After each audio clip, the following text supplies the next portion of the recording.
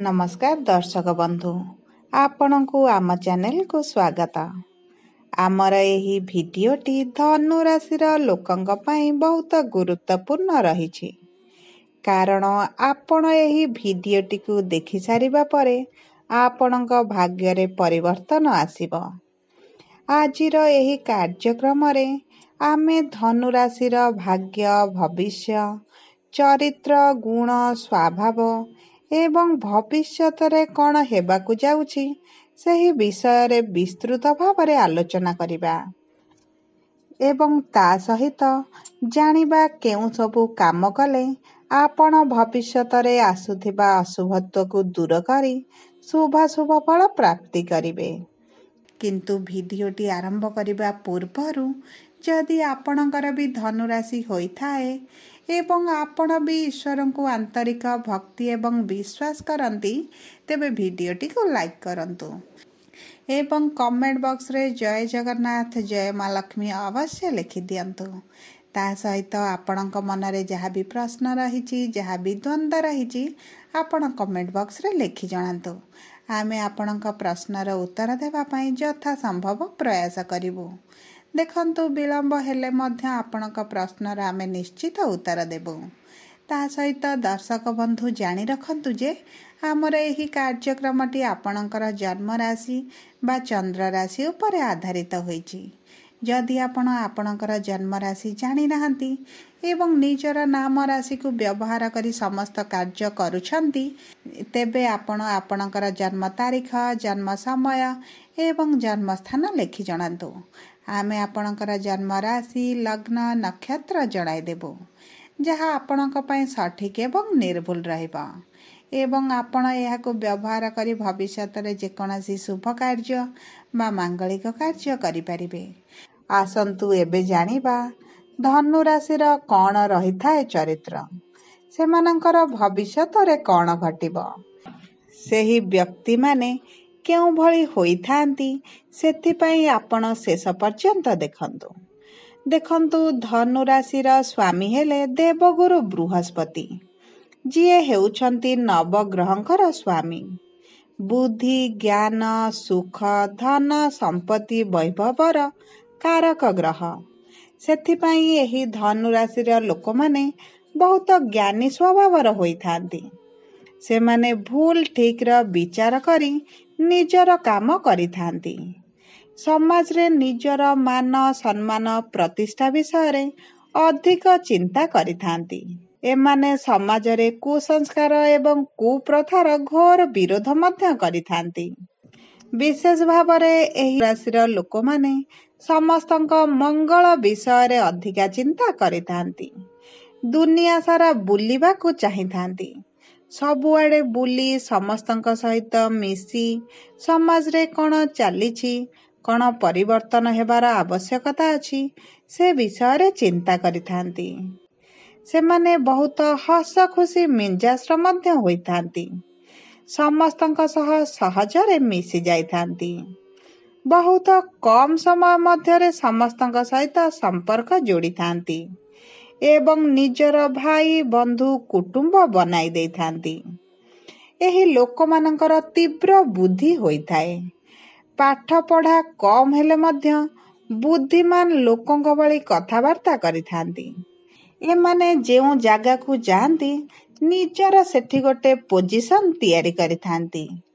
कम समय मध्य रे निजकू बहुत उच्च स्थान को नहीं थांती। जेउ काम करंती सेथिरे सचोट भावरे काम करंती। देखंतु धनु राशि राशि चक्रर नवम राशि एवं अग्नि तत्वर राशि जहा फल रे सबु बेले चंचल ऊर्जावान एवं कठिन परिश्रम करिबाकू पछ घुंचा दियंती नाही। एमानंकर मेष सिंह कन्या वृष बिच्छा राशिर लोकंक सहित बहुत भल संपर्क होई थाए। जदि एमाने एही पांचोटी राशिर लोकंक सहित व्यापार वाणिज्य करथांती सेमानंक पई लाभदायक होई थाए एवं अन्य राशि गुड़िक सहित एमानंकर शत्रुता मनोभाव रही थाए एवं सेमानंक ठारू धोखा अधिक मिलिबार संभावना थाए।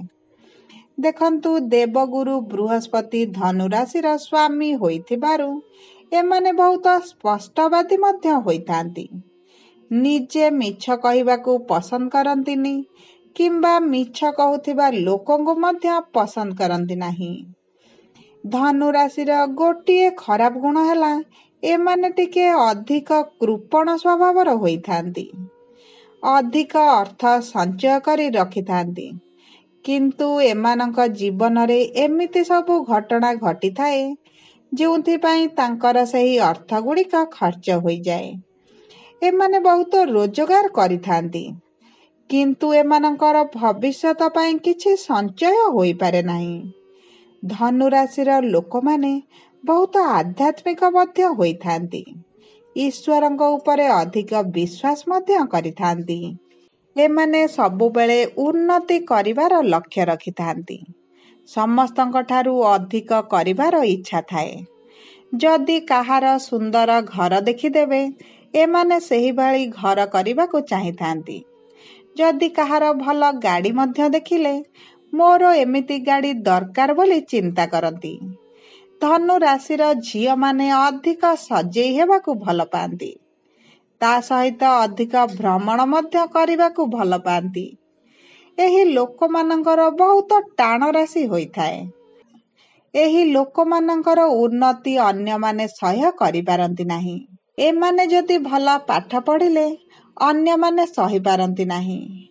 ଦେଖନ୍ତୁ, ଧନୁ ରାଶିର ଲୋକଙ୍କୁ ଅଧିକ ନଜର ଲାଗିଯାଇଥାଏ। ଏହି ଲୋକମାନଙ୍କର ସ୍ୱାସ୍ଥ୍ୟରେ ଥରେ ସମସ୍ୟା ଦେଖାଦେଲେ ବହୁତ ଦିନ ପର୍ଯ୍ୟନ୍ତ ରହିଥାଏ। ବିଶେଷ ଭାବରେ ଥଣ୍ଡା, ଜ୍ୱର, ଖାସ, ମୁଣ୍ଡବିନ୍ଧା ଏବଂ ପେଟରେ ଯନ୍ତ୍ରଣା ଅନୁଭବ କରିଥାନ୍ତି। ସମସ୍ତଙ୍କ ଦୁଃଖ ସମୟରେ ଏମାନେ ତାଙ୍କ ପାଖରେ ଛିଡ଼ା ହୋଇଥାନ୍ତି।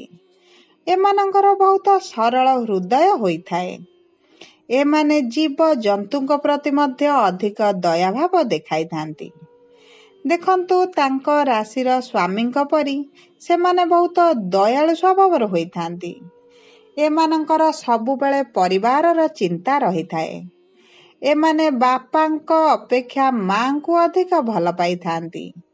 ଅଧିକାଂଶ ସମୟରେ ଏମାନେ ଚୁପଚାପ ଶାନ୍ତ ରହିବାକୁ ଭଲ ପାଆନ୍ତି ଏବଂ ଏକା ମଧ୍ୟ ରହିବାକୁ ପସନ୍ଦ କରନ୍ତି। ଏମାନେ କାହା କଥାରେ ଅଧିକ ମୁଣ୍ଡ ପୁରାନ୍ତି ନାହିଁ।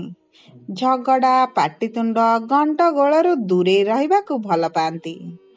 ଏହି ରାଶିର ଲୋକମାନେ ଯେକୌଣସି ସମସ୍ୟାର ସମାଧାନ ଗୋଟିଏ କ୍ଷଣ ମଧ୍ୟରେ କରିଦିଅନ୍ତି। ଦେଖନ୍ତୁ, ଏହି ରାଶିର ଲୋକମାନଙ୍କର ଚୁଟି ଝଡ଼ିବାର ବହୁତ ସମସ୍ୟା ଦେଖାଯାଏ। ଏମାନଙ୍କ ଶରୀରରେ ରୋଗ ଅଧିକ ଦିନ ପର୍ଯ୍ୟନ୍ତ ରହିଥାଏ। ସେଥିପାଇଁ ଏମାନେ ଆୟୁର୍ବେଦ, ହୋମିଓପାଥିକ ଠାରୁ ଏଲୋପାଥି ଔଷଧ ପର୍ଯ୍ୟନ୍ତ ବୁଲିଥାନ୍ତି। ଦେଖନ୍ତୁ, ଏହି ଧନୁ ରାଶିର ଲୋକମାନେ ବହୁତ ଚଞ୍ଚଳ ସ୍ୱଭାବର ହୋଇଥାନ୍ତି। ଏମାନେ ଖେଳ କୁଦ ଯେକୌଣସି ପ୍ରତିଯୋଗିତାରେ ଭାଗ ନେବାକୁ ପସନ୍ଦ କରନ୍ତି ଏବଂ ଅଧିକାଂଶ ସମୟରେ ବିଜୟୀ ମଧ୍ୟ ହୋଇଥାନ୍ତି। ଏହି ରାଶିର ଲୋକମାନେ ଭବିଷ୍ୟତରେ ଶୁଭାଶୁଭ ଫଳ ପାଇବା ପାଇଁ ପ୍ରତିଦିନ ଦେବଗୁରୁ ବୃହସ୍ପତିଙ୍କର ବୀଜ ମନ୍ତ୍ର ଜପ କରନ୍ତୁ ଏବଂ ବିଷ୍ଣୁ ଭଗବାନଙ୍କର ଉପାସନା କରନ୍ତୁ। ବିଷ୍ଣୁ ସହସ୍ରନାମ ପାଠ କରନ୍ତୁ। ଆପଣଙ୍କ ମାନସିକ ଚିନ୍ତା ଦୂର ହୋଇଯିବ ଏବଂ ପ୍ରତିଦିନ ହନୁମାନ ଚାଳିସା ପାଠ କଲେ ଆପଣଙ୍କ ଜୀବନରୁ ସମସ୍ୟା ଧୀରେ ଧୀରେ ଦୂର ହେବା ଆରମ୍ଭ କରିବ। ସବୁଠାରୁ ସହଜ ଏବଂ ସରଳ ଉପାୟ ହେଉଛି ଧନ ଏବଂ ସମ୍ପତ୍ତି ବୃଦ୍ଧି ପାଇଁ ଲଳିତା ସହସ୍ରନାମ ପାଠ କରନ୍ତୁ।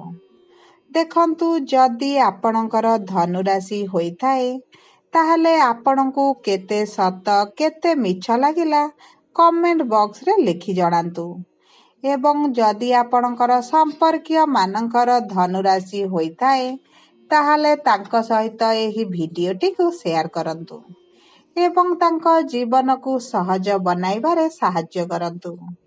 ଯଦି ପ୍ରଥମ ଥର ଆମ ଚ୍ୟାନେଲକୁ ଆସିଛନ୍ତି, ଭିଡ଼ିଓଟିକୁ ଲାଇକ୍ କରନ୍ତୁ, ଚ୍ୟାନେଲକୁ ସବସ୍କ୍ରାଇବ୍ କରନ୍ତୁ ଏବଂ ପାଖରେ ଥିବା ବେଲ୍ ଆଇକନ୍କୁ ପ୍ରେସ୍ କରନ୍ତୁ, ଯାହାଫଳରେ ଆମେ ଛାଡ଼ୁଥିବା ସମସ୍ତ ଆଧ୍ୟାତ୍ମିକ ଏବଂ ରାଶିଫଳ କାର୍ଯ୍ୟକ୍ରମର ପ୍ରଥମ ନୋଟିଫିକେସନ୍ ଆପଣଙ୍କ ପାଖରେ ପହଞ୍ଚିବ। ଧନ୍ୟବାଦ।